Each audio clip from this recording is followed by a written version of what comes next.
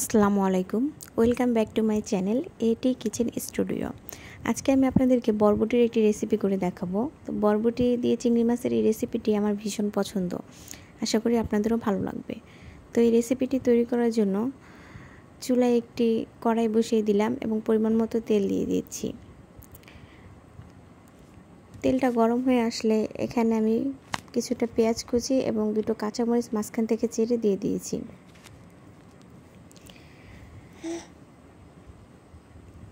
এখন পেঁয়াজ আর কাঁচামরিচটাকে আমি হালকা একটু ভেজে নেব।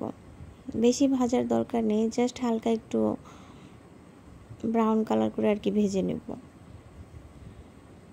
তো পেঁয়াজটা কাঁচামরিচের সাথে ভাজা হয়ে গেলে এখানে আমি পরিমাণ মতো লবণ দিয়ে দিব। তারপর দিয়ে দিব হাফ টেবিল চামচ হলুদের গুঁড়ো এবং মশলাটাকে একটু ভালো করে নাড়াচাড়া করে মিশিয়ে নেব। তারপর দিয়ে দিচ্ছি 1 টেবিল চামচ মরিচের গুঁড়ো। আমি এখানে অল্প পরিমাণে তরকারি রান্না করছি, যার জন্য মশলার পরিমাণটা একটু কম। আপনারা যদি বেশি রান্না করেন সেক্ষেত্রে মশলার পরিমাণটা একটু বাড়িয়ে দিবেন। তো মশলাটা যেন পুড়ে না যায় সেজন্য এখানে একটু পানি দিয়ে দিচ্ছি মশলাটা কষানোর জন্য। বরবটি দিয়ে অনেক রকম রেসিপি হয়, তবে চিংড়ি মাছ দিয়ে বরবটি দিয়ে এইভাবে রান্না করলে এটা স্বাদ অনেক ভালো আসে। আপনারা একবার হলেও ট্রাই করে দেখবেন। তো মশলাটাকে আমি ভালো করে কষিয়ে নিচ্ছি। তো উপরে দেখছেন তেল উঠে আসছে, যখন তেলটা উপরে ভেসে আসবে সেই পর্যায়ে এসে আমরা চিংড়ি মাছটা দিয়ে দিব। তো চিংড়ি মাছটা দিয়ে এখন আবার কিছুক্ষণ কষিয়ে নিতে হবে।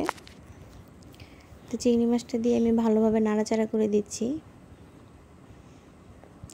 দেখতে পাচ্ছেন উপরে তেল ভেসে আসছে। তো আমি একটু নাড়াচাড়া করে নিচ্ছি, আমি আরও কিছুক্ষণ এটা কষিয়ে নিব।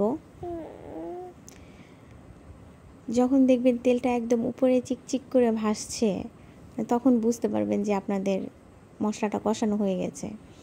এই যে এই পর্যায়ে মশলাটা পুরোপুরি কষানো হয়ে গেছে, এখন আমি সবজি দিয়ে দিব। আমি এখানে বরবটি আর আলু কেটে রেখেছিলাম, আলুকে আমি এখানে কিউব করে কেটে নিয়েছি আর বরবটিগুলোকে ছোট ছোট সাইজ করে কেটে নিয়েছি।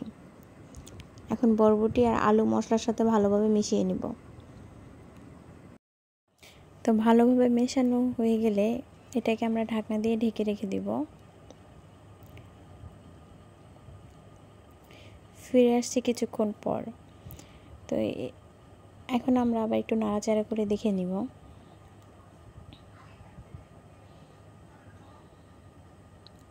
খেয়াল রাখবেন নিচে থেকে যেন লেগে না যায়, কারণ লেগে গেলে তরকারির স্বাদ নষ্ট হয়ে যায়। তো নাড়াচাড়া করার পর আবার ঢেকে দিলাম। কিছুক্ষণ পর আবার ঢাকনাটা তুলে নাড়াচাড়া করে নিব।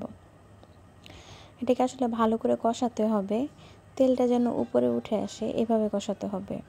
তো আমার প্রায় কষানো হয়ে গেছে, দেখতে পাচ্ছেন তেলটা উপরে ভেসে আসছে। তো যখন পুরো পানিটা শুকিয়ে যাবে, শুধু তেলটা দেখা যাবে, এই পর্যায়ে আপনারা বুঝতে পারবেন যে মশলাটা কষানো হয়ে গেছে। তো আমার কষানো হয়ে গেছে, এই পর্যায়ে আমি ঝোল দিয়ে দিলাম। আপনারা যে যেরকম ঝোল রাখতে চান সেই অনুপাতে পানি দিয়ে দিবেন। তো পানি দেওয়ার পর কিছুক্ষণ ঢেকে রেখেছিলাম। তো ঢেকে রাখার পরে এই যে তরকারি বলক আসছে, তো আমরা এটাকে কিছুক্ষণ চুলায় জাল করে নেব। এই তো আমি কিছুক্ষণ জাল করে রেখেছিলাম, এখন আমার তরকারি রান্নাটা শেষ।